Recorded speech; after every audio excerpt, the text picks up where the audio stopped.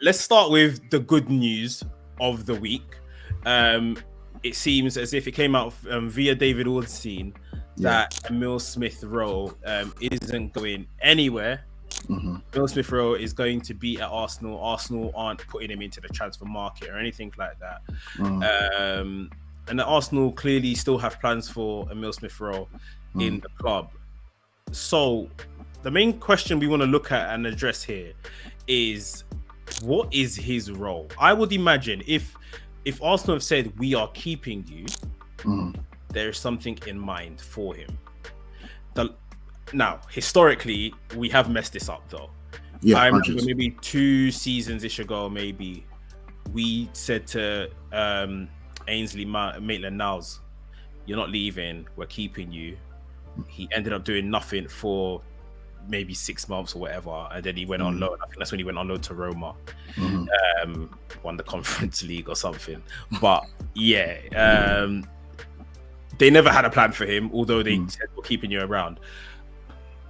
I hope they've learned their lesson. I hope they have a plan for Smith Rowe, because he is obviously a terrific player that we all want to see embedded into this squad. Do you believe they have a role for him and they know his position? And what do you think is Emile Smith Rowe's best position? And then maybe where Arsenal will play him? I mean, we can always hypothesize about false nine and left eight, but really he plays off the left. I think he can play off both personally, but I think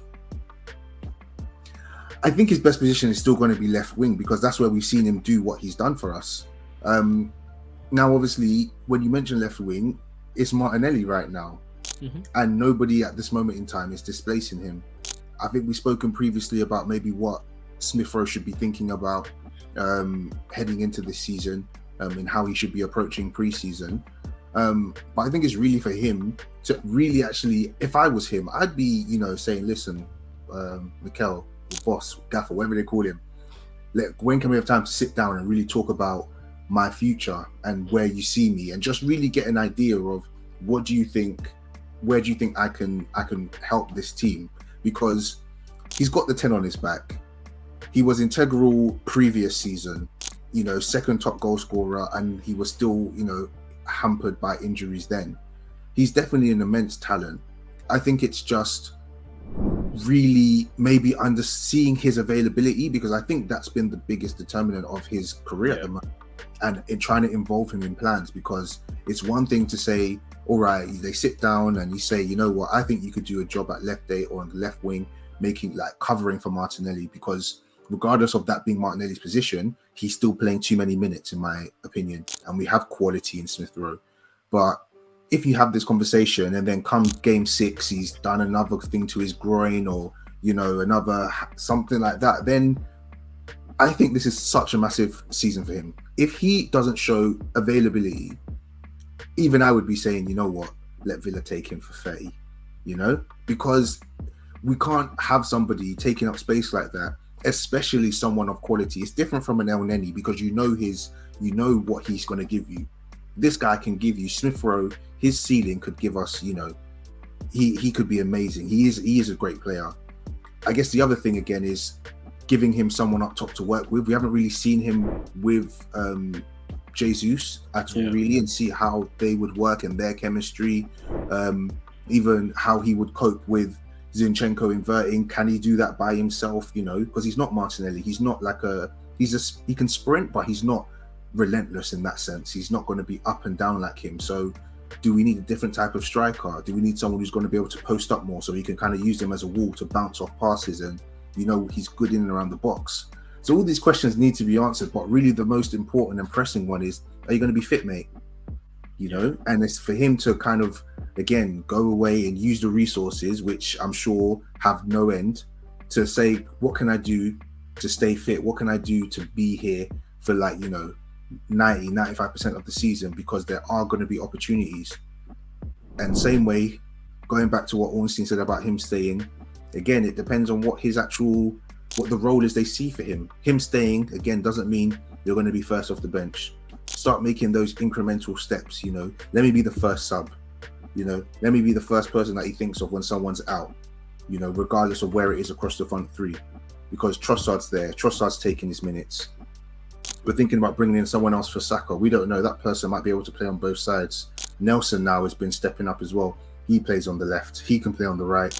So he's got to look at these people he's got to overcome, as well as, you know, just get fit. And I'm not saying that like as if it's something he's not, you know, striving for. Yeah. But, you know, you hear in the grapevine, you know, that he's partial to a cheeky Nando's and a bit of chocolate. And I heard in the documentary, you know, and again, I'm not here to judge anyone's lifestyle, but you just hope that he's doing everything in his power to, you know, to be a factor at the club, because he's got that 10 on his back. And, you know, I don't even know. I think about the 10 and, you know, you think about some of the players who have worn it. You just think it's just not a number you hold lightly, you know. And we hold him in high regard. He's one of our own. He's Haaland, sorry. Yeah, I just hope he can stay fit. And then if he can stay fit, you know, and I know he did towards the end of the season, but I think it was hard for Arteta to break up a winning system. So yeah. I don't even know if I've answered the question. I think it's ultimately left wing. He could definitely come in and out for Martinelli, or, you know, rotating for games. Maybe this left 8 thing. Personally, I don't see it there. Yeah, but who knows? Fitness, like you're saying, is paramount. Like, obviously, he don't touch pitch if he ain't fit, and to the standard that Arteta wants his players to be, which I'm sure is much more than just being fit. Yeah, Arteta doesn't come across like one of them man to me. Like, so yeah, he's got to be fit. He's got to be sharp to get on that pitch. Position wise, I'm thinking if Balogun goes, that leaves Eddie and Gabriel Jesus up front. We've spoken about it. We spoke about it in the pod. That we've cut a video for it. That's on the YouTube channel. Trossard, in our opinion, is probably better down the middle than on the left wing. Yeah. So maybe Trossard sneaks in as Gabriel Jesus' deputy, maybe in front of Nketiah as a striker next season, somewhat to accommodate Smith Rowe to then take that back up for Martinelli, because that position is still Martinelli's right now. Yeah, and he can rotate with Martinelli on the left wing. That's where we've seen him. That's where he's done the most damage in an Arsenal shirt, in my opinion. Yes, I think the season before Odegaard came in, or maybe the season we loaned Odegaard halfway through that season, Smith Rowe was pretty much integral to our team. But he played a number of positions, mostly off the left then. But then he played false 9, like you said. He played number 10, as you said. I think it's left wing. That's his best position in terms of the sample size we have for what we've seen. Yeah, I think that's where he gets in. He's not getting in front of Odegaard. No, he's not getting. Odegaard tends to play on the right-hand side of midfield. Yeah, links up well with Saka. Smith Rowe in the past has linked up well with Saka, but you're not displacing Odegaard. You're not, no. Unless Odegaard gets maybe like a long-term injury, which obviously, touch wood, we hope that never happens. Yeah, word. So, yeah, left wing is your best bet. This left 8 position, I think is going to call into question his defensive attributes. Yeah. And if he has that in him. And right now, I don't know if he has that in him. I'm probably more likely to say no, he doesn't, than he does. At the same time, I'm thinking, are we hampering Smith Rowe by telling him to defend? Yeah, like the guy has so much going forward. Do we want him defending? Yeah, I mean, that's the whole thing. That's why I wait. Like you just mentioned there about Odegaard, kind of, he's like in the 3-man midfield, but he's at the same time part of the front 4, because he's playing high to the right because of the left foot. And I'm just thinking, could Smith Rowe do that on the left side? So, for example, let's say Rice comes in, and then you've got Partey and then Rice, and then Smith Rowe's playing that high wide left. Well, not high wide, but the part of the midfield 3. But he's playing like that cam kind of role. Like Odegaard does get back and does do the pressing, but he's not like in like the defensive. You know, you're not looking for him to be coming back and doing slide tackles, although of course he's still part of the midfield, but we don't know him renowned for being a defensive asset like that. So I'm thinking maybe he could do that because, like you said, he linked up well with Saka. I think he's good in that little pocket of space, you know, in front of the D of the penalty box and things like that. So he could do that. Again, though, maybe that's giving Ødegaard some rest because, again, he's another one who didn't really rest this season either. So, yeah, I don't think the left 8 thing, I can't, you know, oh, Smith Rowe's on the edge of the box and makes a great tackle. You know, it's good if it's a one-off, but I just don't see it. I don't see it. I don't think, you know, if we start teaching him to do all that, I think we're taken away from his game. And you never know, some people have surprised us and adapted to different positions really well, but I think we've just seen enough to know that this guy is quality up top. You know, he doesn't need to be back there doing endurance running when his fitness is somehow, he's not really like a box-to-box kind of player as well. So, yeah. I just want to see the guy succeed, man. Likewise. The guy succeed. Yeah. Likewise. And like we said, at least the positive is that Arsenal don't have any intention of getting rid of him just yet. It is a case of now they're keeping him. Yeah, like you said, knock on the boss's door and, you know, what's my role? What can I expect in terms of minutes? What do you want from me in terms of output?